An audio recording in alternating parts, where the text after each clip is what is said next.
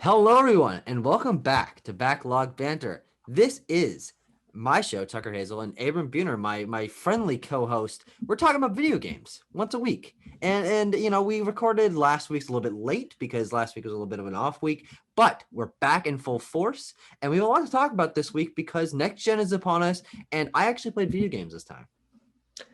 Well, look at that. Well, everybody, we're back. And like Tucker said, we're back a little bit sooner than we were. So we don't have as much to talk about, but I've got something I want to dive a little bit deeper into. We also have some fucking stories to regale you with. It's Yeah, still gonna be a fucking action-packed episode here for number 5, half of 10, yeah, something is to it five? I celebrate. think so. It is Yeah. 5. It is 5. So Tucker, where do you want to start? Um. Hey, Well, I also agree we should start with Ghost of Tsushima. All right, everybody, here's the fucking rigmarole and a half for you. I have a PlayStation 5 on the way. Uh, you would know that if you watched Card in the Corner, our launch week PlayStation 5 discussion. true. Since then, I have gotten confirmation that it has arrived at a UPS carrier facility. It won't actually ship until the 12th, though, and then it's shipping from Atlanta up here to Maine. So Hmm. I imagine it'll be here probably by next Tuesday. I'm assuming. So in the meantime, I have to take this phone call. All right.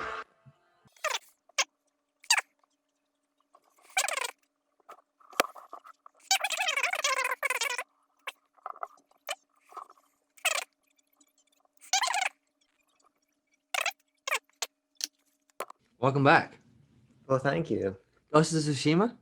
Ghost of Tsushima, I've heard of it.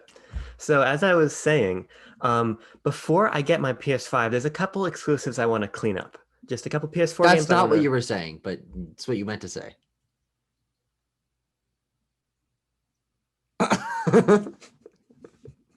All right, as you were saying, now you As are. I was saying before, I fucking got a phone call, lost my train of thought, picked it back up on a different track. Apparently, Yeah, the yeah. point is, I'm getting a PS5.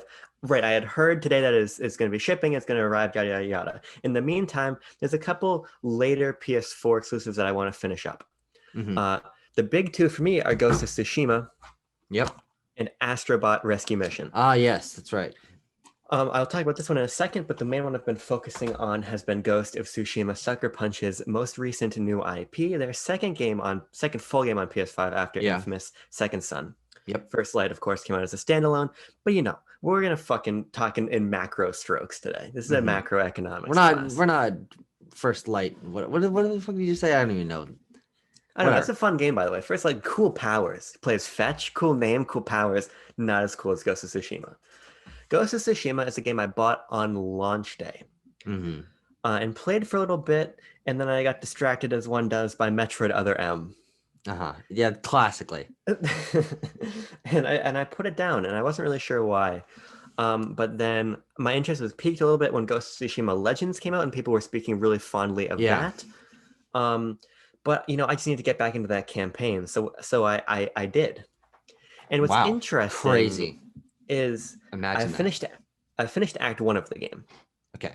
You had and or just did? I just did. I'd probably Okay. only played 2 hours of the game previously. Oh, okay. Now I'd say I'm probably in the realm of 6 to 7, so I'm still early.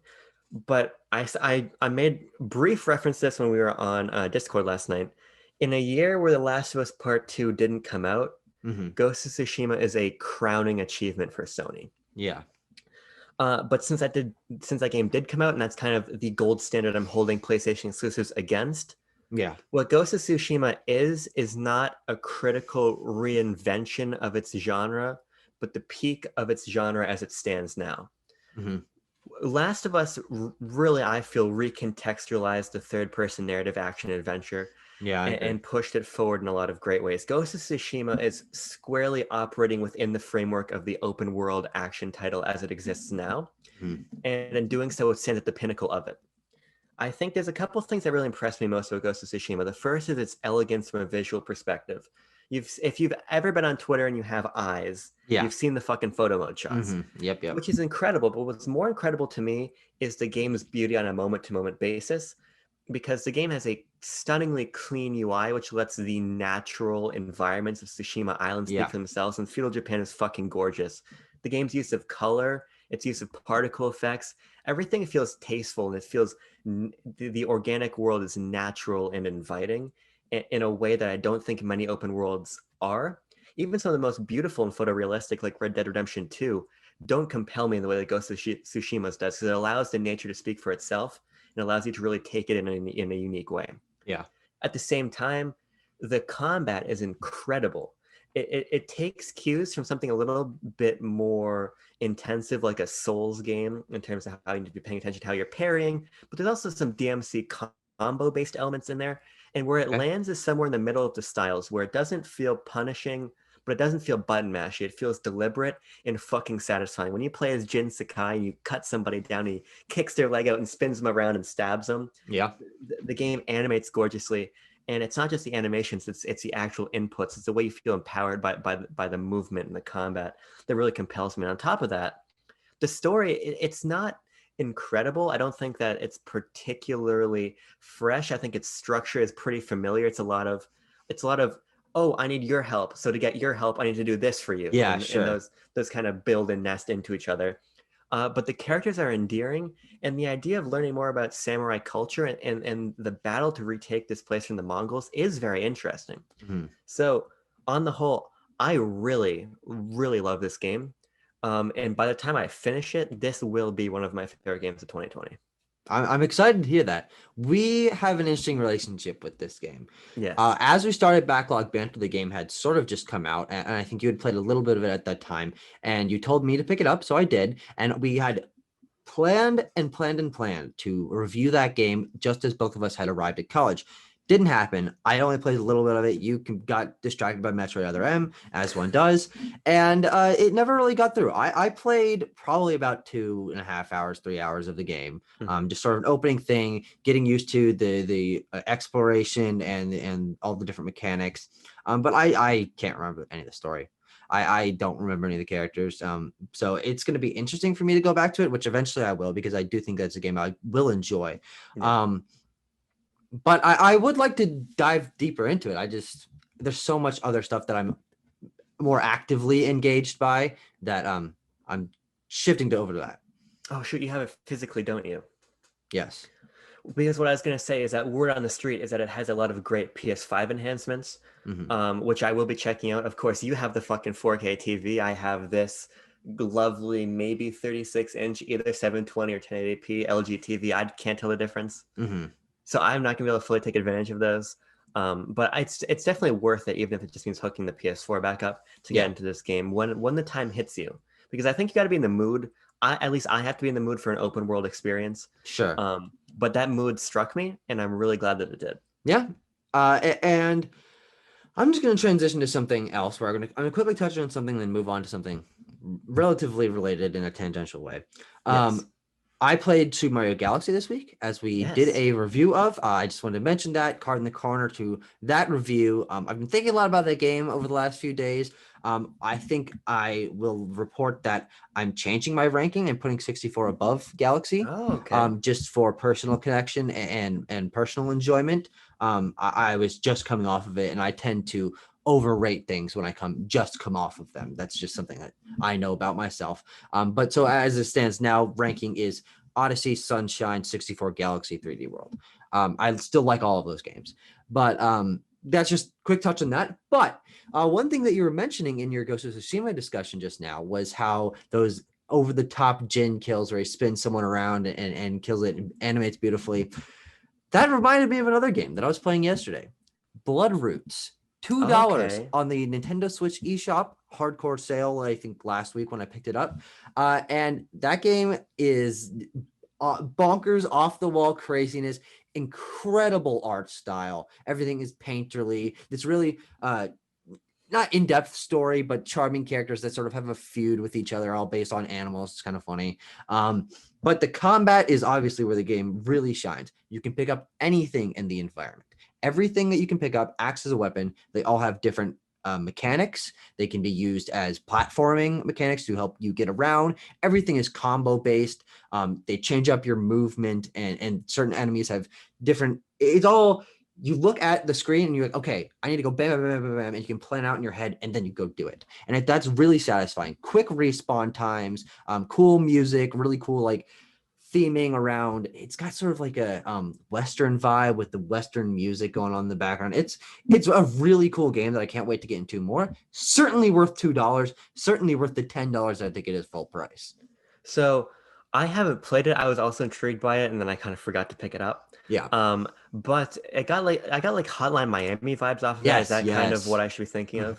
That's the sort of thing. Fast, fluid combat that Yeah. you can get killed very easily. I think you have essentially one hit. If someone hits you with an axe, you have to restart the area. It's just like rooms, basically. But it is a very cool game that I wish I'd gotten into more when it came out, when people were talking about it. But for $2 Yeah. on the eShop, that's a no-brainer. I don't think it's on sale anymore. If it is, I would implore you to go check it out. Maybe we can discuss it a little bit more. But it's a game that has a strong first impression. You know what it is going straight into it, and if you're into that kind of fluid combat-focused gameplay, it's going to be right up your alley. I'm looking to see. This feels like it could be on Game Pass. You might be right. I'm But not also sure. you might be wrong. Well, there's a good chance that either I will be right or wrong about that. Yeah. From an initial Google search, I'll look it up later. Yeah. But that might be how I would check it out. Yeah. So like I said, I did love Hotline Miami. So this does seem like something I'd want to hop into. Yeah. I have another very bloody game to talk about. Speaking Great. of fucking blood and action, things of that nature, with great music, great aesthetic. Mhm. And that is a game called Prodeus. Oh, that's right. You reviewed that last week, didn't you? Yes. So I got this game early. Keep in mind, fucking Really early.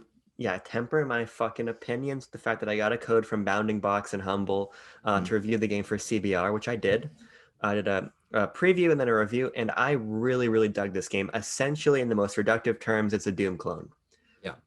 But what's fun about it is the way that it marries classical Doom with modern Doom. Sure. And the feeling of modern shooters. The team at Bounding Box is only 2 guys, and their FPS experience runs really deep, from Call of Duty to games like Payday and everything in between. This is their wheelhouse, and you can tell because the game controls and is as fluid as you would expect out of a modern shooter, but it's informed by design principles from the 80s.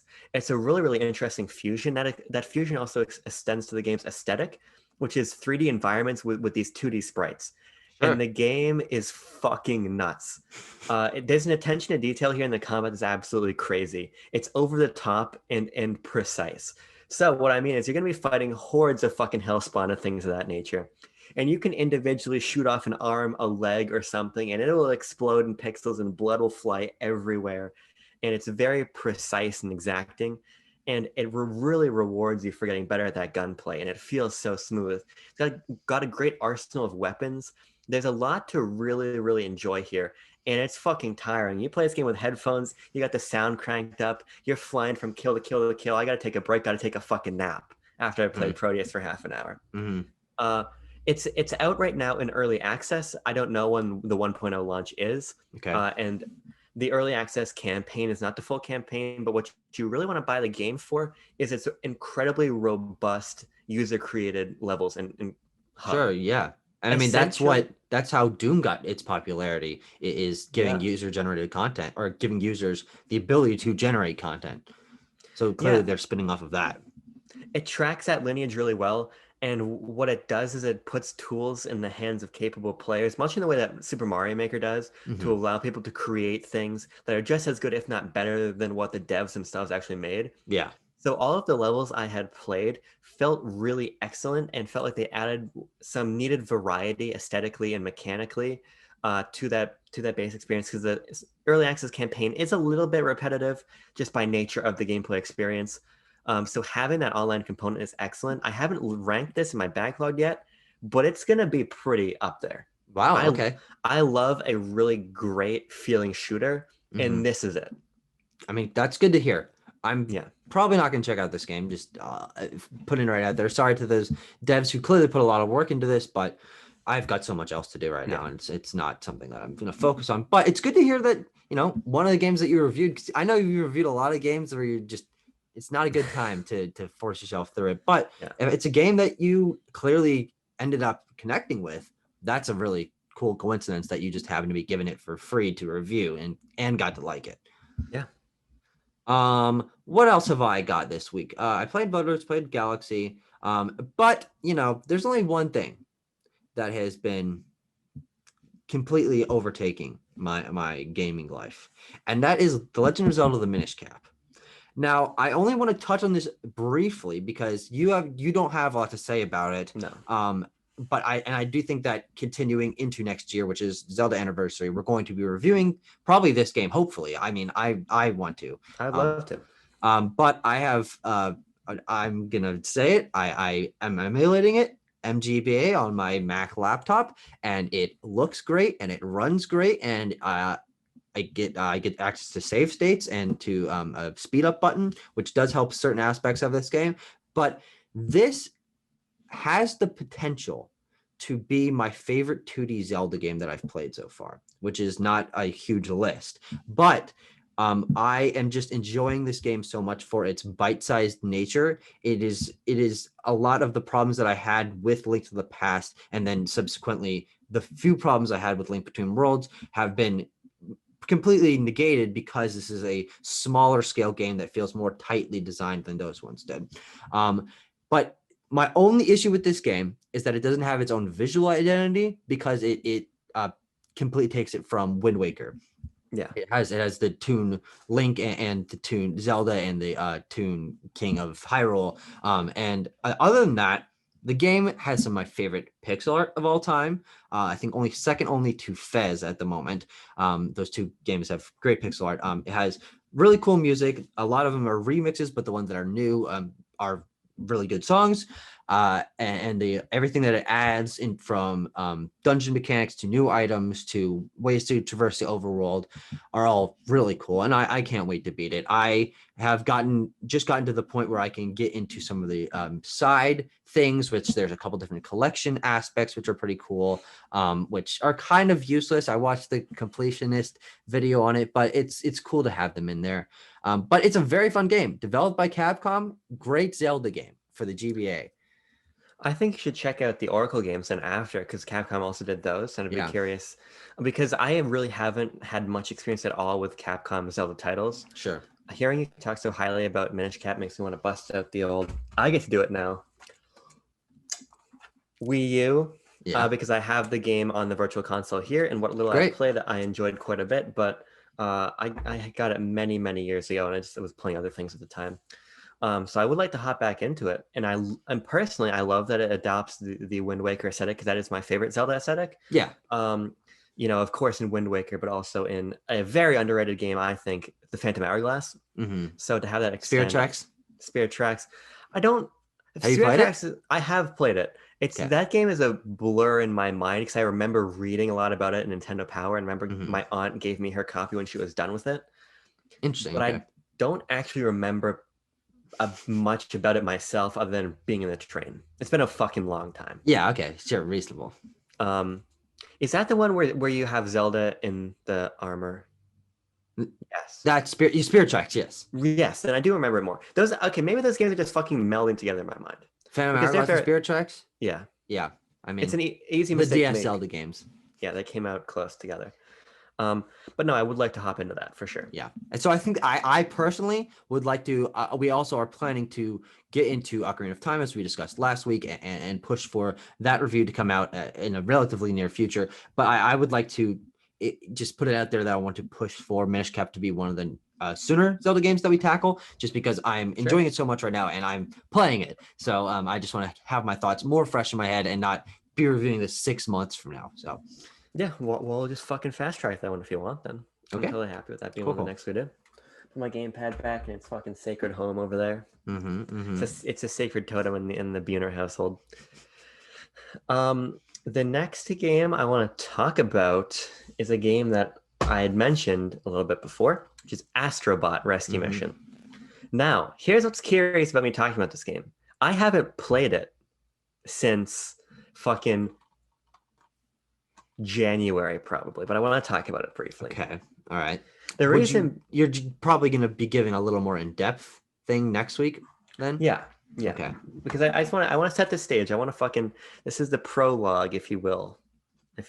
I don't want to force notions on you don't want to subscribe to, but The reason being, since last episode of BLB, I moved home. Yeah. It's been chaos. I've really only had time to play Ghost and Prodeus. But the next game I'll be hopping into is Astrobot Rescue Mission. And the reason being is because Astro's Playroom is on the horizon. Yes. And I really think that Astro and the Astrobot IP can and should be a S tier PlayStation franchise to occupy that more family friendly space. Sure. I think Sackboy, I hope Sackboy's Big Adventure is great. I'm going to play it.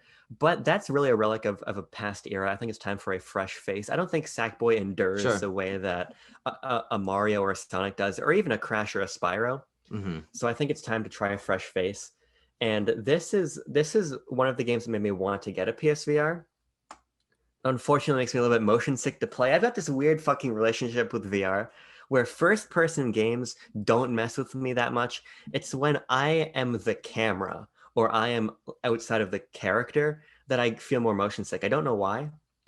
But I want to push through this game. I'm about halfway through, and if I just play in short bursts, like a level or two at a time, I'm totally fine. Mm-hmm.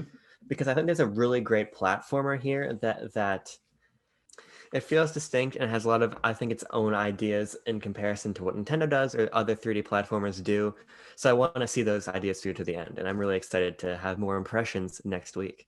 Yeah, I mean, honestly, I don't hear that much about it. I know that the people who I have heard have played it, mostly just being Greg Miller, Kevin Coelho, and Blessing at AOU Jr. They talk about it sometimes on PS I Love You, and they say that it's absolutely fantastic, and they highly recommend it. I can't even say I've seen gameplay, and I don't know enough about the game to say whether or not the VR is a necessary component of it, because I don't have access to VR. I don't really want VR. But it is, if it's a platformer, I'm surprised that it is a VR platform. I don't really understand that dichotomy there. Well, I think the Astra's strength has always been his ability to illustrate hardware gimmicks, and he's doing the same thing for the DualSense. All the reports say that Astra's Playroom is a great showcase of that. In the same way, Rescue Mission is a great showcase of VR. And what it does is it asks you to interface with the world in interesting ways, and it integrates you as a force that shapes the world around Astro. Okay. So you actually see like a version of your dual shock. So things will come at you. You have to whack them with your head. You have to look around things to allow Astro around corners. All right. So there's implementation. This game would not be possible without VR, and I think that's what makes it special. It's one of the few games that I have tried in VR that feels essential. The way that it integrates.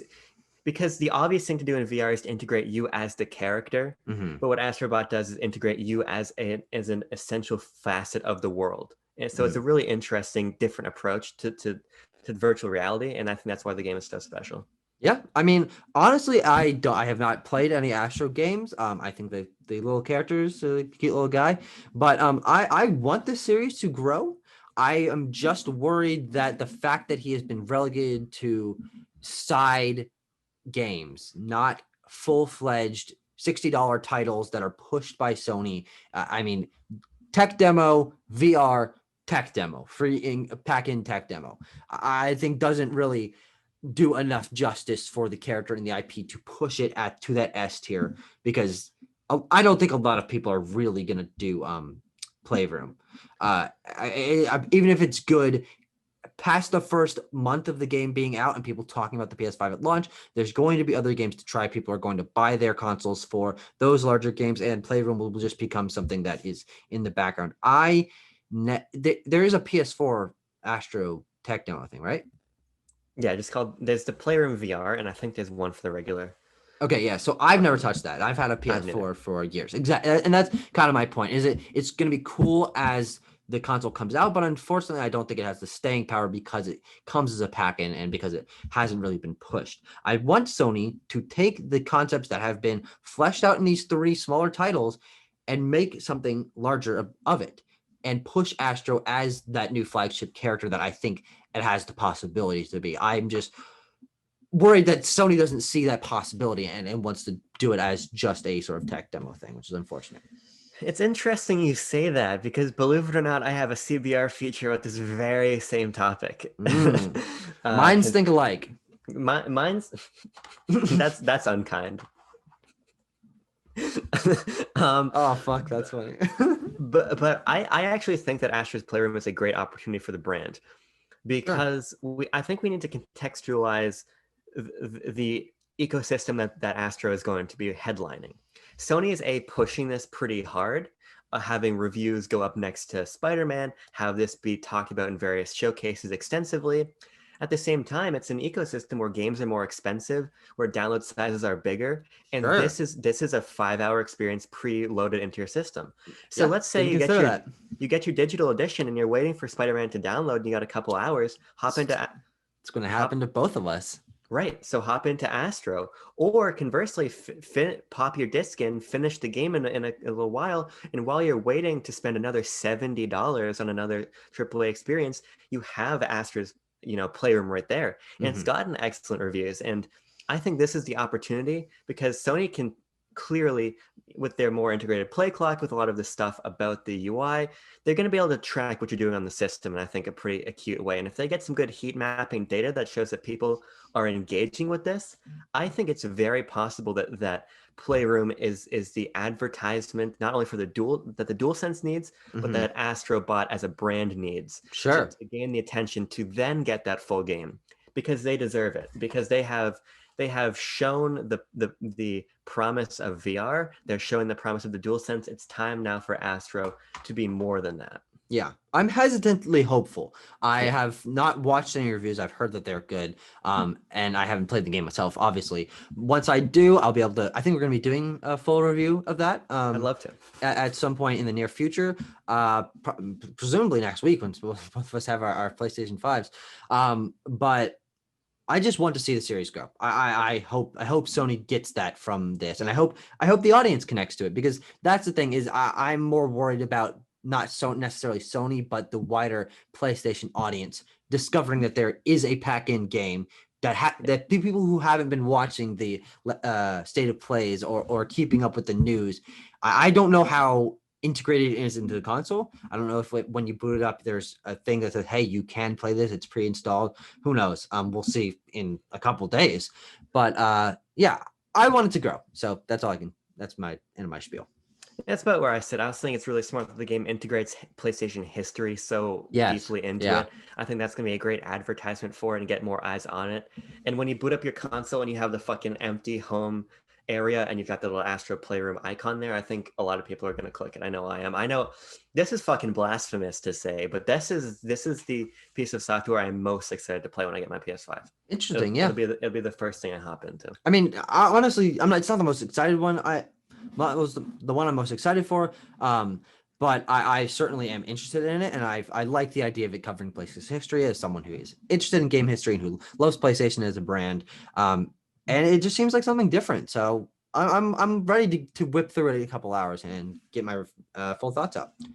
I know it can't get a 10 from me personally because it does celebrate Crash Bandicoot, and I'm really not. I can't condone that sort of behavior, but it can get a 9 out of 10 still. It's possible. All right, we'll see. I am actually pretty much done with games I played this week. Me too. The only other one I even touched was Fire Emblem Fates Birthright, which I only played the opening cutscene and like first or second battle of. So basically, I haven't played the game.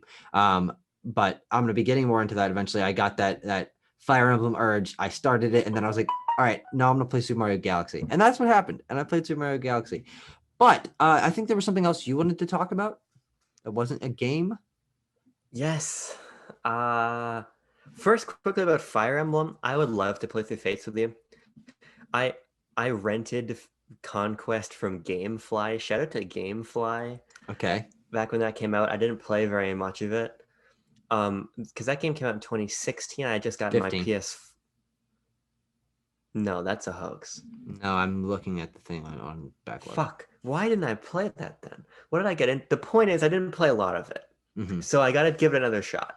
Because I love Fire Emblem too. I love that the characters have feet in this one. I think that's a good step in the right direction. But what I wanted to talk about actually is that I don't have time to play Minish Cap.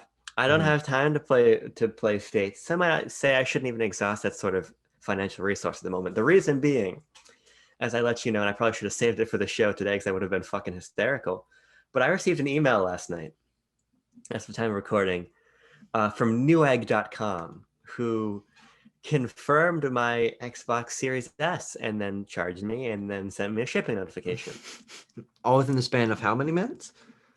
Few. Few after a solidly over a month since you clicked that order button?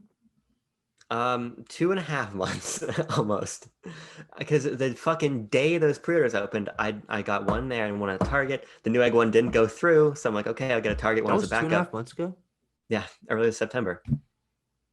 What the fuck? Time doesn't exist. Right, and I It didn't feels like think just the other day. Holy shit. I didn't think my Xbox Series S pre-order existed either, so I didn't think anything of it. Especially didn't think anything of it at about 9 p.m. on the Monday, 3 hours before the Xbox Series X and S officially launched. Mhm. Certainly was not at the time I was considering still owning one. No.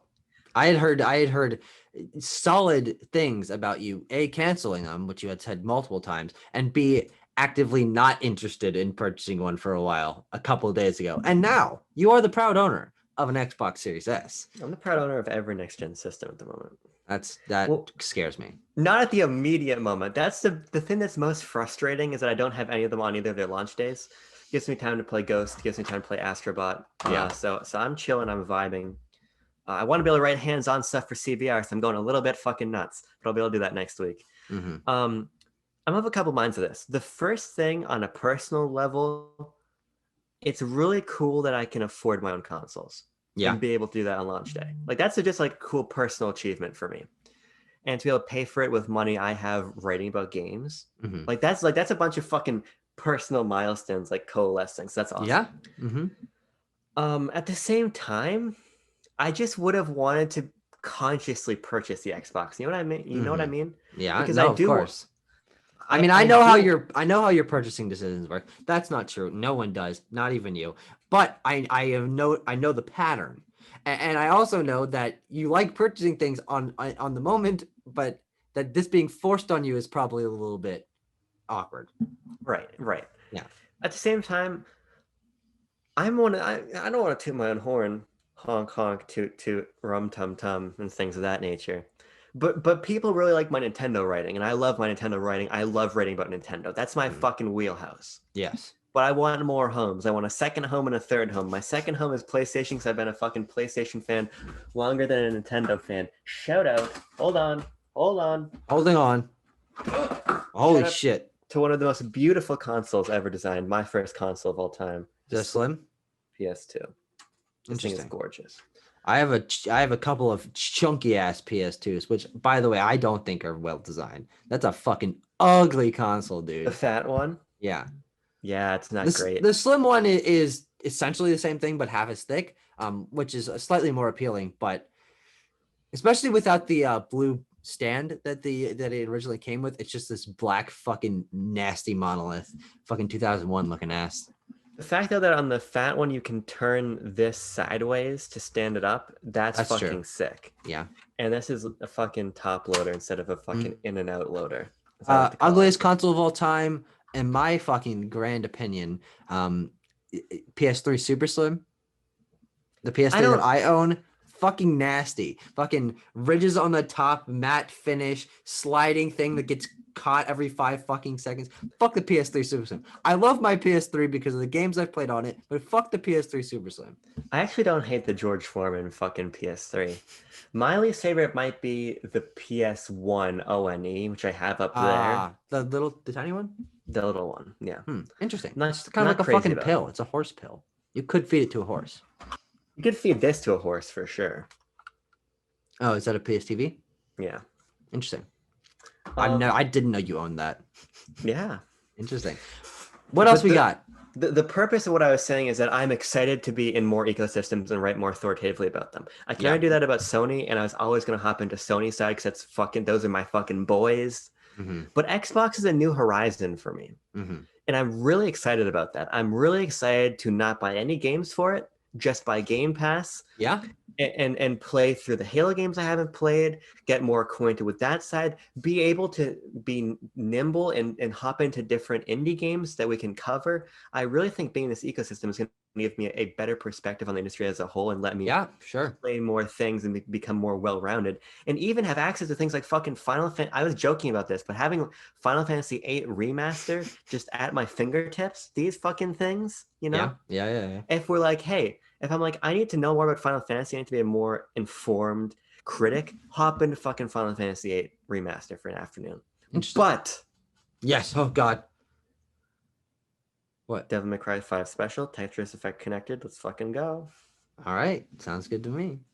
But you know what else sounds good to me? Do you have any other topics you want to talk about? Only one. Okay. Do you want to talk about that? I have one thing that I did last night that I think it might be fun to touch on for a second. And you know what? Fuck you. We're not going to go to your topic. We're going to go to mine. Is last night I was sitting on the couch with Becky and Tanner, and I was thinking, how many Mario games have I played? Okay. And not only because I had just beaten Galaxy and because Tanner didn't know the difference between any of the games, we were sort of talking about that, but I was just curious that any game that has Mario in the title. So I made a list, and I've not. There's a lot of them that I haven't played. There's a lot of Mario Party games I haven't played. I've only played 8, 10, and Super. I've barely played any of the Mario Karts. Only ones being Super Mario Kart 7, 8, and 8 Deluxe, and Wii and DS actually. But there's a lot of Mario games I haven't played because I never focused on the spinoffs. I've played most of the mainline ones, the platforming ones. But I just think it's interesting to see how many fucking Mario games there are, because I was on the Wikipedia article of every game featuring Mario. There are 177 games with Mario in the title. And that does include remakes like the GBA re-releases of the original games and Japanese exclusive fucking e-card stuff and fucking digital titles that were only in fucking Portugal. I don't know. But like there's a lot of fucking Mario games. And I've played 37 of them. So I don't know how that number strikes you, if we even need to really talk about it. I just think it's an interesting thing that I thought about last night. And I certainly have played 37 Mario games. I bet I've probably played double that. Yeah. I would be interested to see you make your list. I can send you the Wikipedia article that I was looking at. Yeah, I think you should. I'd have to think about it, but I've played a lot of them. It's very easy to just go through and say like, okay, I played this, add it to the backlogged list, and then it gives you your number. But the only real hole I have would be Mario Party, which I haven't played prior to 7. I played 7 Up. Sure. All of them. So in top 100? Oh shit! And the Star Party thing on 3DS? I did. Good lord. Yes, sir. I did buy Mario Party Star Rush for $40. I did do that. My last topic, if you feel safe moving on from that. By the way, hold on. Oh yes. You haven't played Double Dash? No. I don't have a GameCube. None of my friends had GameCubes. I mean, I can play GameCube games through the Wii. I don't have a GameCube card saver, whatever, saving fucking card. Memory card. Memory, yeah, that's the word I'm looking for. But no, I've not played Double Dash, and I have not played any of the other Mario Karts. I guess there's not that many I'm really missing that are important. No, you played pretty much all of them. But yeah, no, I just think it's interesting. The other thing I did was make a list of every Pokemon game I've played, including spin-offs, which I think is pretty interesting, which is 39. I've played 39 Pokemon games, and I'm including the ones I've really focused on the ones that I've actually played. That doesn't sound right, but like I only put blue and not red and blue. But I did put Ruby and Emerald because I have played both of those, and I put X and Y because I played through both of those. So 39 Pokemon games. This is including things such as Pokemon Magic Card Jump, Pokemon Cafe Mix, Pokemon Shuffle, Pokemon Rumble Blast, Pokemon Picross, and then of course the more mainstay spin-offs, mainstay quote unquote, Conquest, Pokepark, Ranger, and then even like Pokemon Pinball Ruby and Sapphire, one of my least favorite games of all time, and Pokemon Trading Card Game. But yes, have you played My Pokemon Ranch? No. I remember those commercials. You remember those fucking commercials, the one where you can get Mew? I log on to My Pokemon Ranch every day after school to see what Pokemon I got. I don't know how My Pokemon Ranch works. Let's put that out there. It's basically a WiiWare game where you just got a new Pokemon every day in the Rumble art style. Play a lot of Rumble too. Fucking love Pokemon Rumble. Interesting. But I mean, we can come back next week if you want to make these lists and talk about more in depth. I think it's interesting to go through series in their entirety and see how many we played. We did that with Kirby, a couple Jesus, it must have been like 2 months ago, where I know I'd played 3 and you'd play like 17 or something like that. So Yes. But yeah, no, I don't know. Just wanted to bring that up because there's something gaming related that I've been up to. I have one last topic for you. Oh God, This is a downer frowner to end the episode on. I'm not excited for Hyrule Warriors Age of Calamity. oh that's right. This is just something I've had percolating in my mind.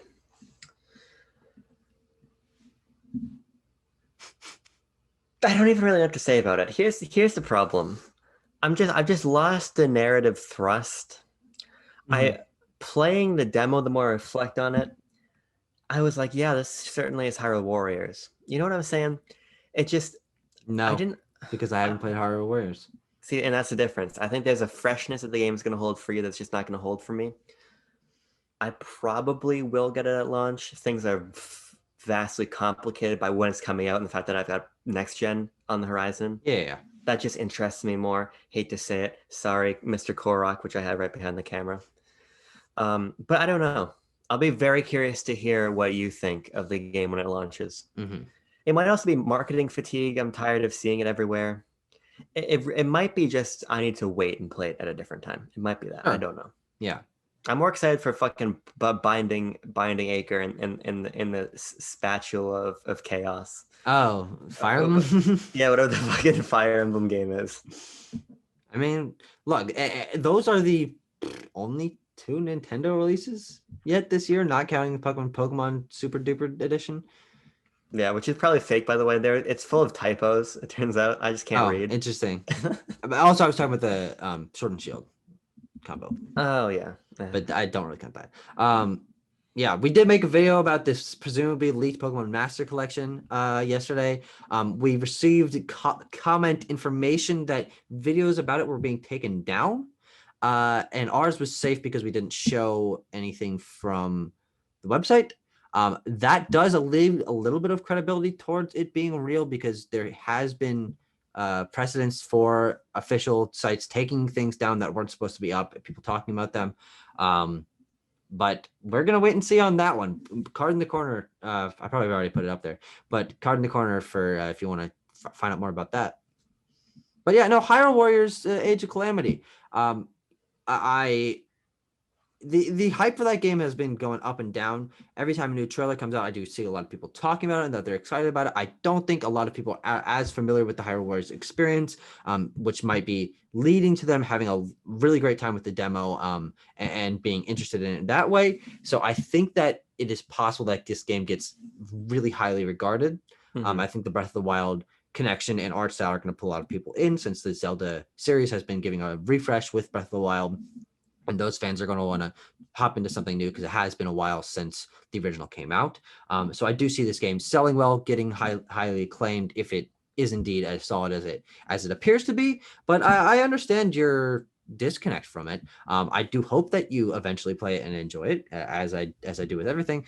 But I want to talk to you about that game, but I'm not going to push for you to buy it because the fucking over $1,000 that you will have collectively spent in a month. Let's be fair. No. Both consoles plus games is what I'm saying. Well, probably over 1,000. Depends on how many games I buy. Exactly. I'm gonna buy between 0 and 1, being Miles Morales. Yeah. We'll see. I don't know. I'm feeling ready for the future, and I think Nintendo's they don't have their foot there yet, which is fine. Yeah. But just for where I'm sitting at the moment. I mean, I'm staring at a Nintendo 64 with Star Fox 64 in it, and that's a sensual visual. And that compels me more than playing Age of Calamity. But what compels me more than that is playing fucking Astra's Playroom, baby. I can't say anything to that. But I mean, hey, I think that about does it. I want to integrate more pregnant pauses into our Which show. one of us is impregnating the other? Well, I think I want people to like, subscribe, and then put in the comments who's giving and who's taking. That's what I'd like you to do, audience Please do, members. yes.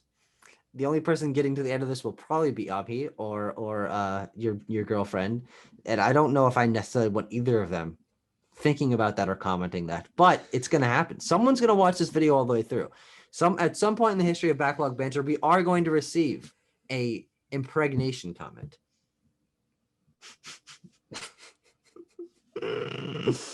Okay, well, on that wonderful note, thank you for watching, everyone. We will see you next week. Next gen is coming. Backlog Banter is being reinvented. Not really, but Not at all. No, but we're getting next gen consoles and we're going to be covering them. So fuck you. But as you said, please like, please subscribe. We have our Twitters down below. We don't really say that a lot, but good old Mo and Tanner have been talking about us being a little more forthright with the liking and subscribing and commenting and all that stuff. So I think it's a good idea that we sort of mildly push it, at least while we have fucking no subscribers. So we're going to cover next gen. We're also going to cover Sonic the Hedgehog 2 on Genesis. I'm not excited, but we're going to get into it because it will make me excited. I'm just feeling depleted. You know what I'm saying?